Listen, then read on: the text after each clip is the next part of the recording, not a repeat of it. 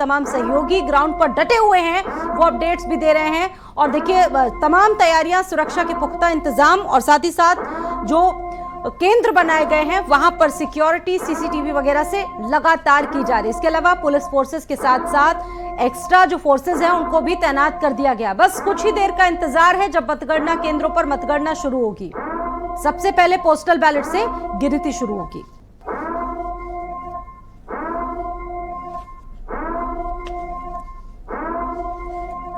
अब की बार देश में किसकी सरकार, बड़ा सवाल। और अब से कुछ ही देर बाद मतगणना केंद्रों पर शुरू होने जा रही है काउंटिंग, जिसको लेकर तमाम तैयारियां कर ली गई हैं।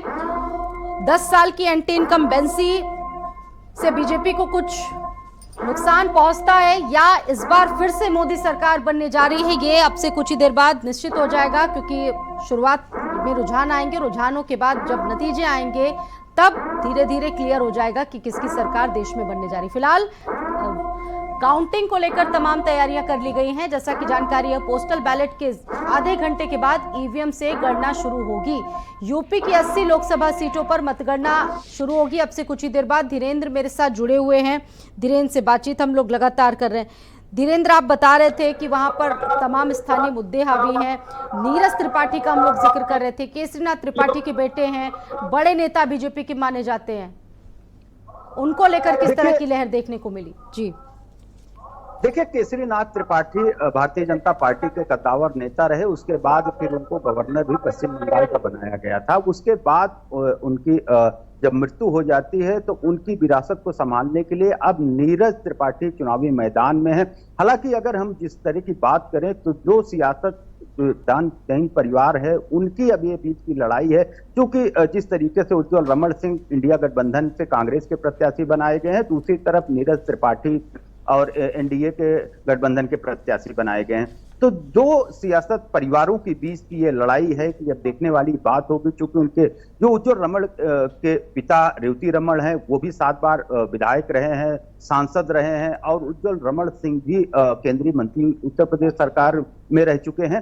दूसरी तरफ नीरज त्रिपाठी का चूंकि राजनीतिक में पहला कदम है, अपने पिता की विरासत को संभालने के लिए उनको भारतीय जनता पार्टी ने टिकट दिया है। हालांकि बात की जाए तो रीता बहुगुणा जोशी यहां से सांसद रही, उनका टिकट काटकर फिर नीरज त्रिपाठी को टिकट दिया गया है। 2 बार वहां पर भारतीय जनता पार्टी के सांसद रहे हैं, तो कहीं ना कहीं एंटी इनकम्बेंसी फैक्टर भी काम कर रहा है कि 2 बार वहां पर तमाम ऐसे स्थानीय मुद्दे रहे हैं जिसका समाधान नहीं हो पाया है। नैनी का चाहे इलाका रहा हो, वहां पर इंडस्ट्रियल एरिया है और काफी वहां पर इकाइयां जो औद्योगिक इकाइयां हैं। रुक कर लेते हैं हमारे सहयोगी। बिल्कुल आप बता रहे हैं कई मुद्दे भी बहुत प्रभावी रहे हैं और जबरदस्त टक्कर, कांटे की टक्कर देखने को मिल रही है दोनों दलों के बीच। हमारे साथ हमारे सहयोगी दानिश भी अभी जुड़ चुके हैं। दानिश, आपके पास क्या अपडेट है? अब तो कुछ ही मिनट्स रह गए, लगभग आधे घंटे का वक्त रह गया है जब काउंटिंग शुरू होगी, तो ऐसे में क्या व्यवस्थाएं हैं?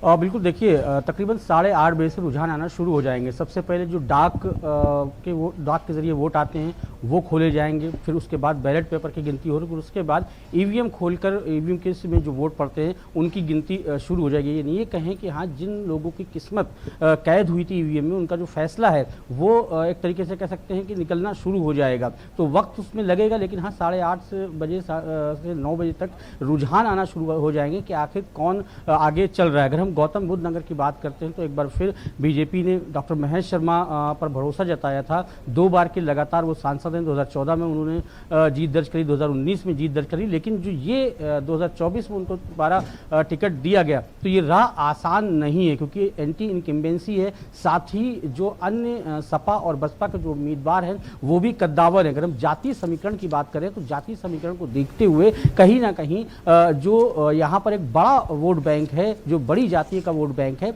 वो जुड़ा सपा और बसपा के साथ में, तो वोटों का जो बंटवारा हुआ वो काफी ज्यादा हुआ। महेश शर्मा पिछली बार 3,26,000 वोटों से उन्होंने जीत दर्ज करी थी, लेकिन इस बार वो 3,26,000 का जो मार्जिन था वो उसको मेंटेन कर पाएंगे या जो टक्कर है वो किस तरीके की देखने को मिलेगी, थोड़ी देर के बाद इन सब चीजों का फैसला हो जाएगा और कहीं ना कहीं चीजें भी सामने आने लगेंगी, रुझान भी सामने आने लगेंगे कि आखिर क्या किसको यहाँ पर जीत मिलती है। जाहिर सी बात है कि यहाँ एनडीए के लिए काफी बड़ा ये चुनाव है। तीसरी बार अगर सरकार बनती है तो हैट्रिक जो है एनडीए मारेगी।